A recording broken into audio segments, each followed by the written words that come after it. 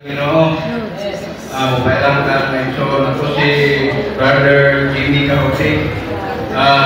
Nagkinabuhi na sa Ligos karon kanhi taga-Himinis ko mention. Salamat sa Ginoo nga ang iyong pagkabiyati kanina mo kunog yun sa kalibay mention. Amo nabati nga bisan kamo ito ang sipon ko sa nagtrabaho kani paghimo atong lechon o mga putahe pa ipangimo niya nihatag mo panahon ng mga iso.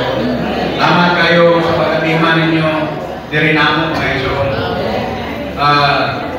Utang mga akong pamdit po dili kita magbaton ato ang espirituhan nga kinabuhi dili ta magbaton ng mga Diyos sa atong kaugalingon.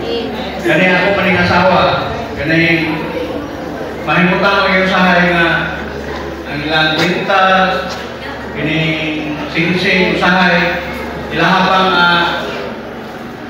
kining bumulan o dinsin, kaya para aninaw o palandag o mga iso.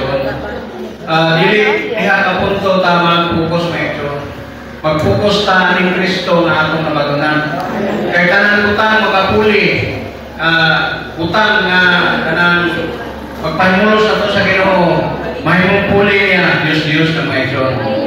Usahay, kining saymar mga igsoon, makaimong kita na daghang utang makapuli.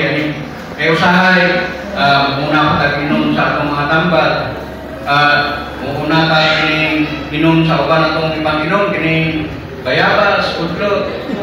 Salamat ako sa isa Ginoo, kining panahon na. Dili ito, kanang utang na atong sundon kanunay kay makaulang ko na ito mga igsoon.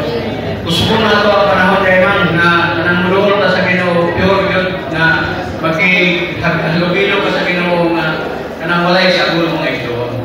Dapat sa Ginoo nga gihawas ta kay nakatuon niya nga pagtulunan mga 2012 or 13 siguro